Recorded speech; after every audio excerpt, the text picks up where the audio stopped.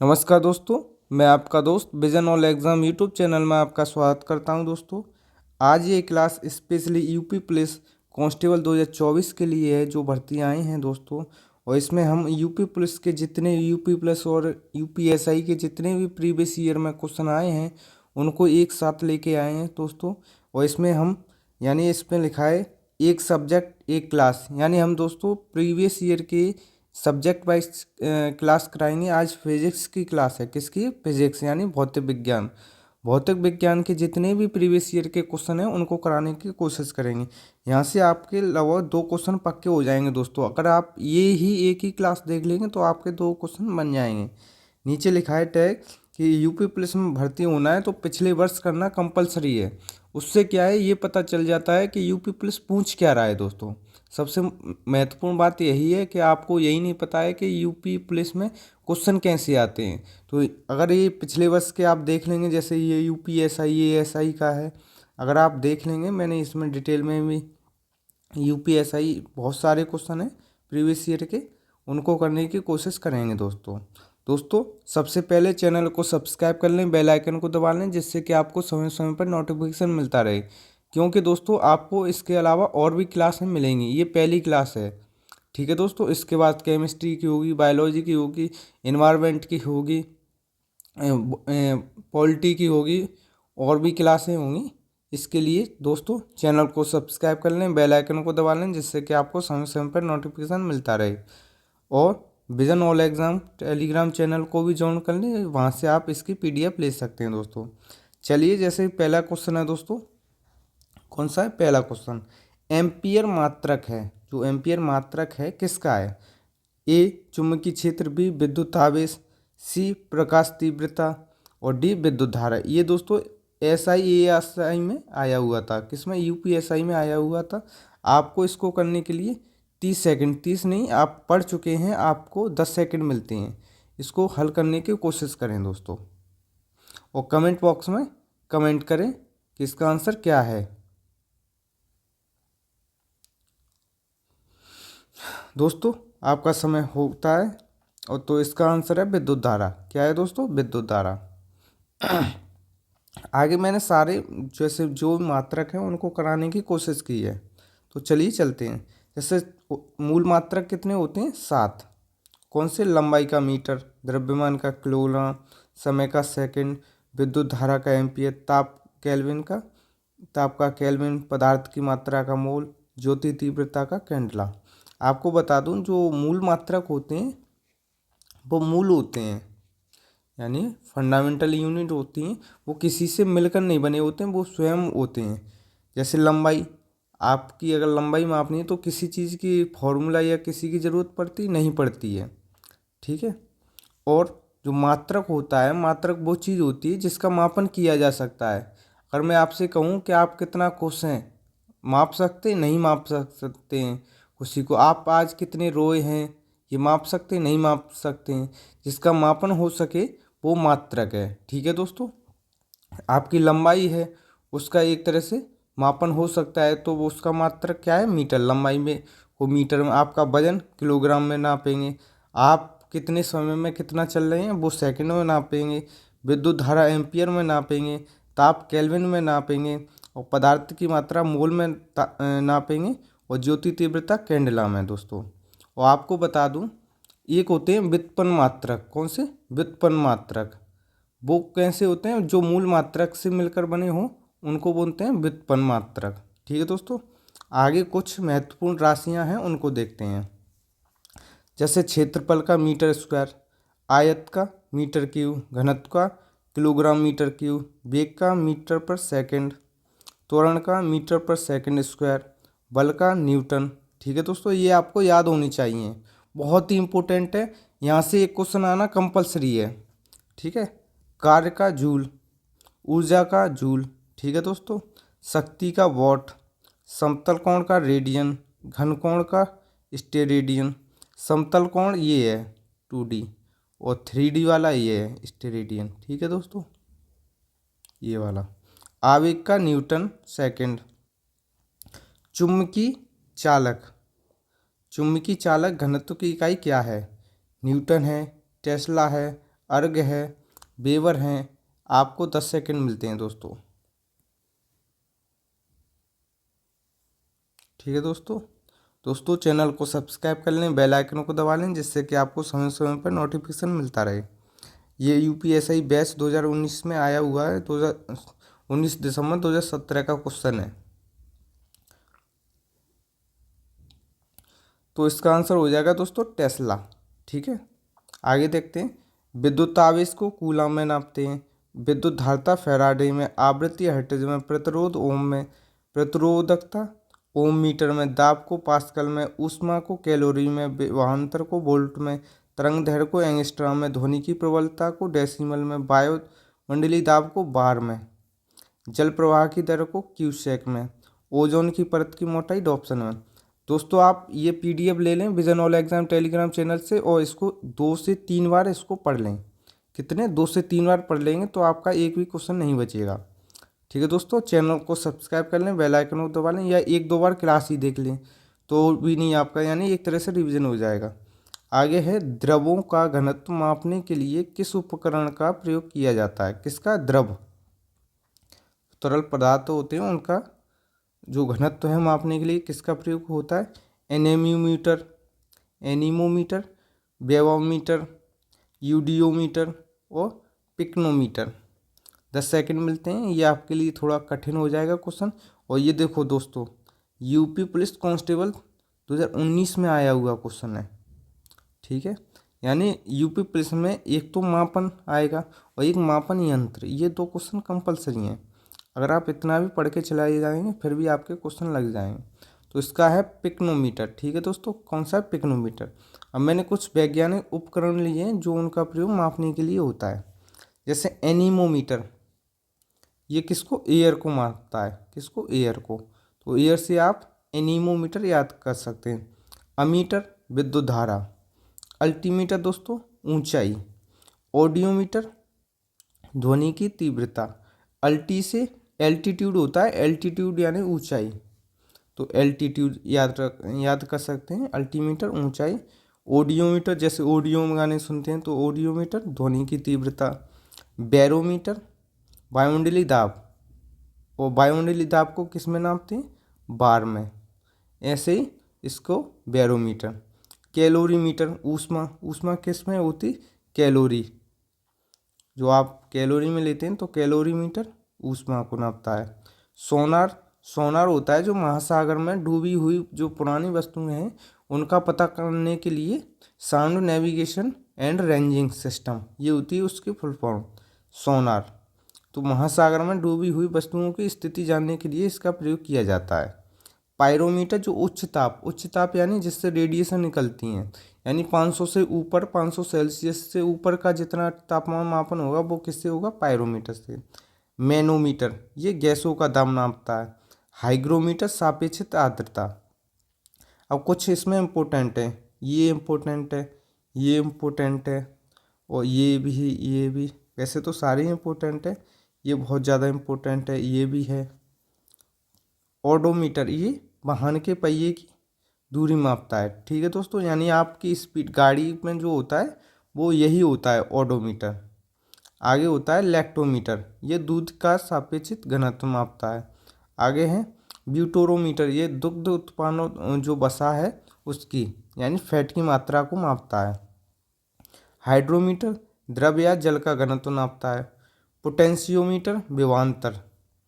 Stethoscope, हृदय की ध्वनि। स्फिग्नोमीटर, रक्तचाप। कार्डियोग्राफ, हृदय की गति।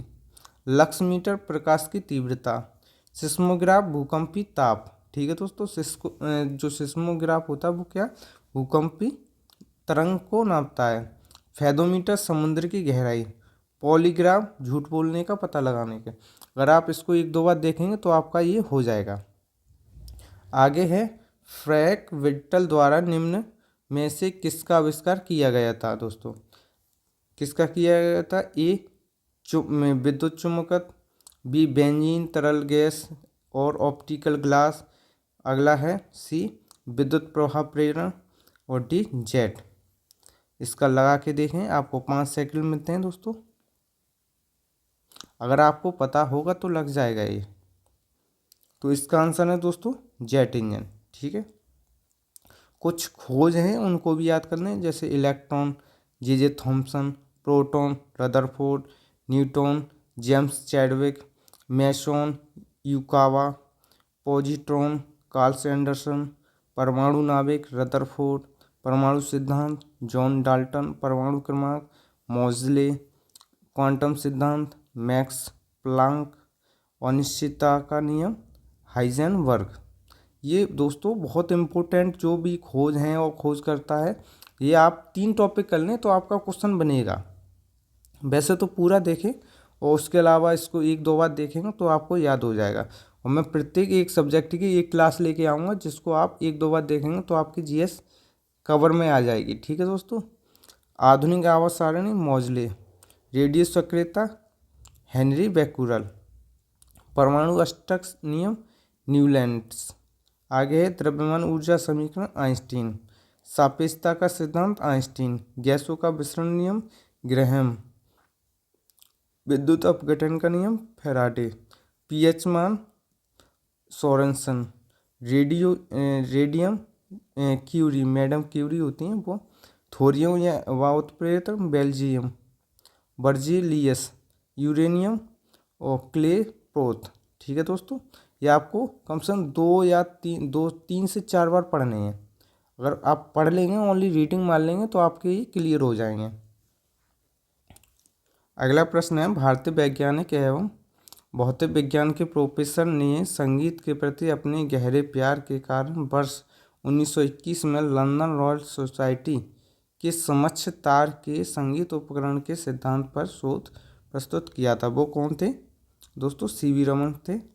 और इनको 1930 में नोबेल पुरस्कार भी मिला है भौतिकी का। और यूपी पुलिस कांस्टेबल 2018 में आया हुआ है, ये यानी 1 सितंबर में।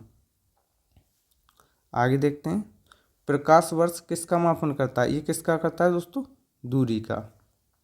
प्रकाश वर्ष क्या होता है? एक वर्ष में चली गई चाल, यानी एक प्रकाश वर्ष में चली गई दूरी। ठीक है दोस्तों, जैसे ये है यह प्रकाश द्वारा एक वर्ष में निर्वात में तय की गई दूरी। एक प्रकाश वर्ष बराबर क्या होता है? ये 9.46 × 10⁻50 ये होता है। यानी एक वर्ष में कितने होते हैं? 365 दिन। और एक दिन में 24 घंटे, और एक घंटे में 60 मिनट, एक मिनट में 60 सेकंड, इंटू 3 × 10⁸ मीटर प्रति सेकंड। अगर इसको हल कर लेंगे तो आपका हो जाएगा। आगे है, एक पारसेक बराबर कितना होता है? 3 × 10⁻16 मीटर। एक पारसेक बराबर 3.26 प्रकाश वर्ष। ये भी बहुत पूछता है, ठीक है, ये कर लीजिए। आगे है, निम्न में से कौन एक वैज्ञानिक होने के साथ साथ एक महान उद्योगपति भी थे जिन्होंने भारत में कई उद्योगों की स्थापना की है? ये है विक्रम साराभाई। ठीक है दोस्तों, आगे देखते हैं। आगे है, खाली स्थान का प्रयोग हवा के बल और वेग को मापने के लिए किया जाता है। वो कौन है? एनीमोमीटर। ये यूपी पुलिस कांस्टेबल में आया था 2018 में। और मैंने सारे भी जितने मापन यंत्र हैं वो करा दिए हैं, फिर भी देख लो दोबारा से।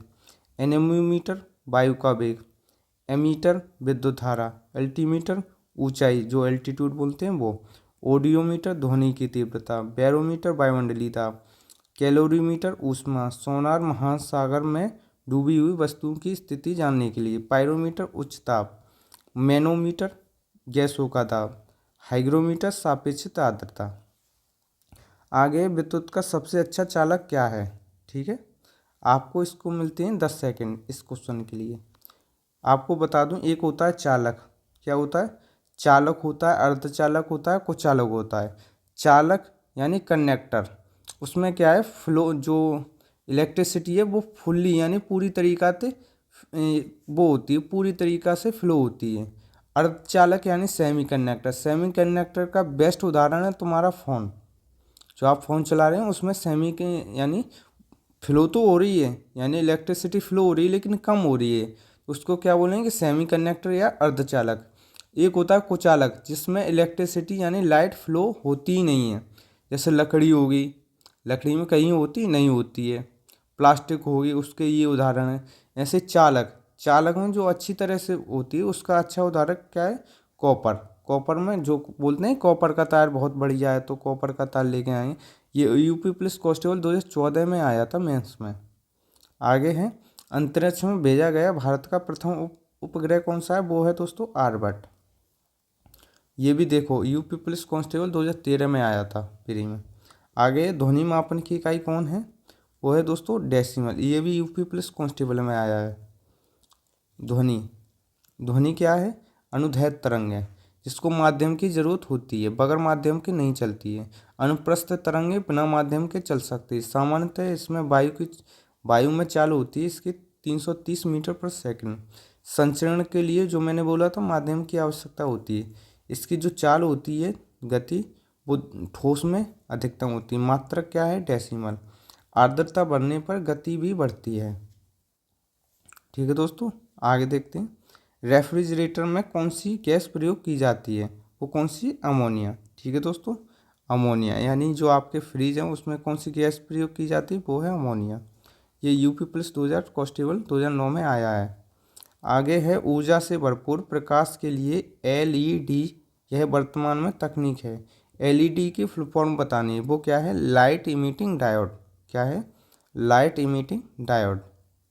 आगे है, इसको आप अगर आपने फिजिक्स पढ़ी होगी तो इसको कर सकते हैं, मैं इसको समझा रहा हूँ, आपको बताना है। अप्रयुक्त किताब को 2 वर्ष के लिए शेल्फ पर बनी रही, जब तक उसे हटाया नहीं गया, तब यह किस एक का उदाहरण है। दोस्तों ये बोलना चाह रहा है, मान लो एक ये टेबल है, इस पर एक पुस्तक रखी है। क्या रखी है, पुस्तक रखी है। उसको 2 वर्ष तक रखी रही, जब तक इसको हटाया नहीं तब तक रखी रही।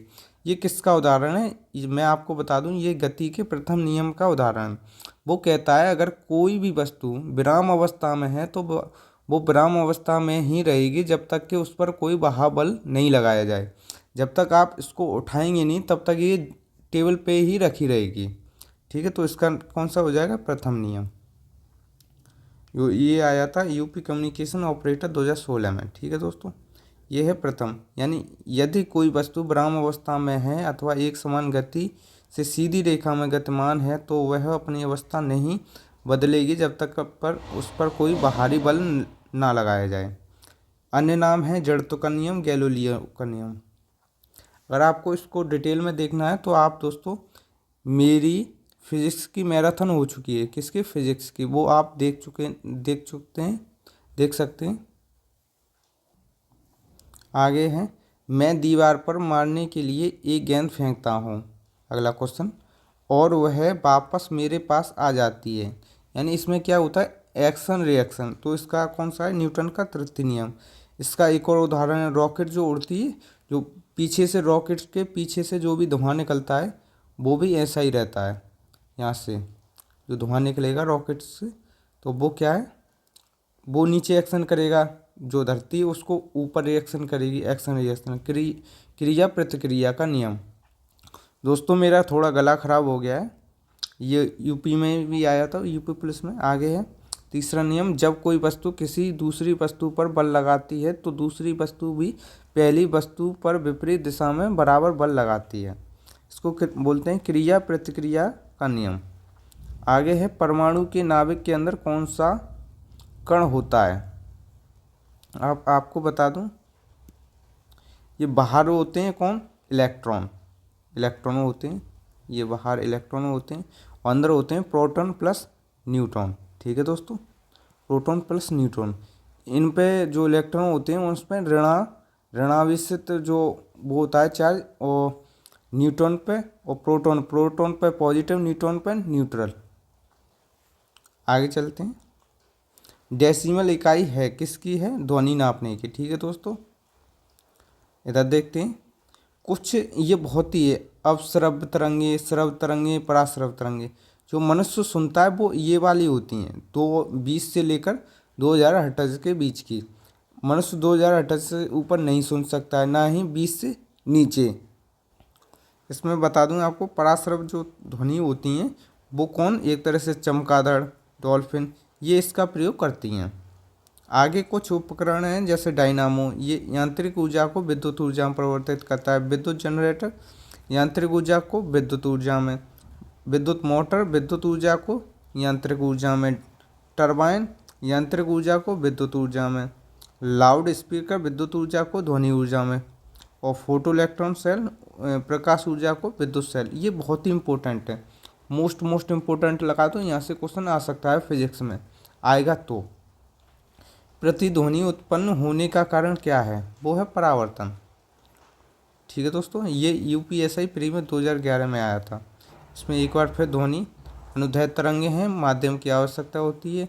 उस पर वायु की चाल ये है, वायु में संचरण के लिए माध्यम की आवश्यकता, ठोस में गति सबसे अधिक, मात्रक डेसिमल है, आर्द्रता बढ़ने पर गति भी बढ़ती है। आगे सर्वोत्तम विद्युत चालक है, चालक सर्वोत्तम तो सबसे अच्छी चांदी में फ्लो होती है, लेकिन चांदी बहुत महंगी है तो उसको हम अडॉप्ट नहीं कर सकते, इसलिए हम जो एल्यूमिनियम होता है तांबा उसके बार का जो वायर होता है उसका प्रयोग करते हैं। सौर ऊर्जा का स्रोत है नवकी संलयन, न्यूक्लियर रिएक्शन होती है। इसमें क्या है, दो हाइड्रोजन के आयन मिलकर एक हीलियम बनाते हैं, ये सन की ऊर्जा होती है। ठीक है दोस्तों, इसमें किसी दिन डिटेल में चर्चा करेंगे। आगे है अन्वेषणों के दौरान झूठ पकड़ने के लिए, जो झूठ बोलते हैं उसका पकड़ने के लिए किसका प्रयोग होता है? नार्को टेस्ट का होता है, ब्रेन मैपिंग टेस्ट का होता है, पॉलीग्राफ का होता है, उपयुक्त सभी हो गया इसका। आगे है भोजन ऊर्जा को मापने की यूनिट का नाम क्या है? वो क्या है दोस्तों? कैलोरी। आगे निम्नलिखित में से विश्व का प्रथम संचार उपग्रह कौन सा है? वो कौन सा है? टेलीस्टार फर्स्ट। आगे दोस्तों किस में ध्वनि की गति सर्वाधिक होती है? वो किस में? ठोस में यानी बर्फ में। आपको बताइए थी ध्वनि की चाल किस में होती? ठोस में ज़्यादा। ये अनुदैर्ध्य तरंग है, ये उसका मीटर पर सेकंड सामान्यतः चाल है, और माध्यम की आवश्यकता होती है, मात्रक डेसिमल है, आर्द्रता बढ़ने पर गति भी बढ़ती है। अनुदैर्ध्य तरंग इनको एक तरह से माध्यम की आवश्यकता होती है, इनको माध्यम की आवश्यकता नहीं होती है। माध्यम में कणों के कंपन के कारण संचरण होती हैं। कंपन जैसे ये कण है तो ये कण है तो आगे पीछे होगा, ये आगे पीछे होगा, तो ऐसे ये होती हैं। जैसे ध्वनि तरंग होती, स्प्रिंग उत्पन्न तरंग होंगी, वैसे माध्यम के कण कंपन की लंबवत होते हैं, यानी ये ऐसे करके लंबवत। ठीक है दोस्तों, ये है ये। तो इसमें क्या है, रस्सी में उत्पन्न, जब रस्सी को आप हिलाएंगे तो ऐसे ही ऐसे होगा उत्पन्न तरंग। पानी में तरंगे होती हैं ऐसे, और ये आप देख चुके हैं। श्रव्य तरंगे इनको मनुष्य सुन सकता है, ऊपर वाली नहीं सुन सकता, ना नीचे वाली सुन सकता है। आगे है इनको चमगादड़ डॉल्फिन प्रयोग करती है। डॉल्फिन की आपको बता दूं आंखें नहीं होती हैं दोस्तों। आगे बताएं कणों की तरंग प्रकृति किसने स्थापित की थी? वो किसने की थी? डी ब्रॉगली ने। ठीक है दोस्तों, इसने कहा था कि सभी वस्तुओं में एक तरह से कंपन होता है।